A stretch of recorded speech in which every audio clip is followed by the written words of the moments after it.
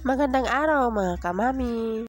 For today's video ay magge-general cleaning ako dito sa aming bahay. At sinimulan ko na nga ang paglilinis dito sa aming bahay at aayusin ko lang tong kwarto namin kasi medyo wala sa forma ang aming bahay. Ewan ko nga ba dito sa aming bahay ay kahit anong gawin ko ay nag-move ka pa rin itong bodega.